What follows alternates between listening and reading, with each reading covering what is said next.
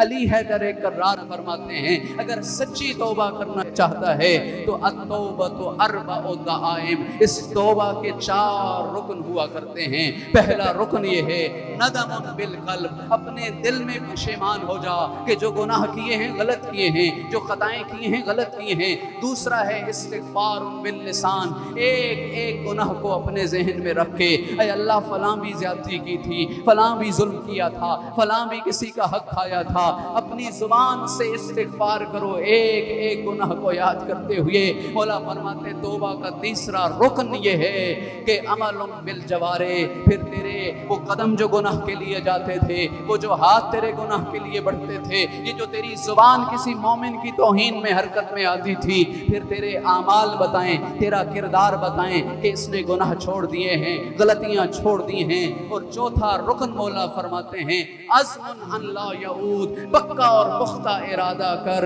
کہ آج کے بعد گناہ نہیں کروں گا۔ علی زین العابدین کتنا خوبصورت فرماتے ہیں سجدۃ طویلۃ مع دمعۃ،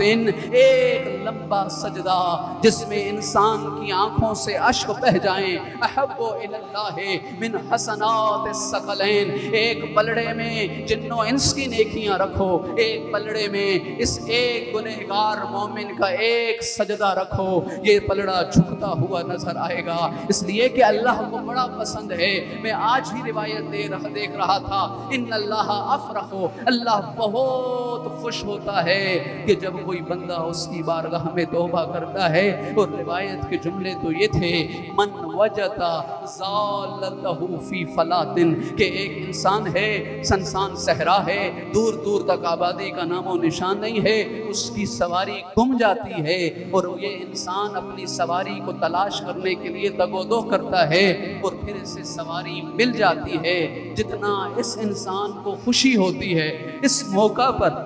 کہ سواری مل گئی ہے، تیرا رب اس سے زیادہ خوش ہوتا ہے اس موقع پر جب کوئی گنہگار آ کے ایک توبہ کا سجدہ کہتے ہیں۔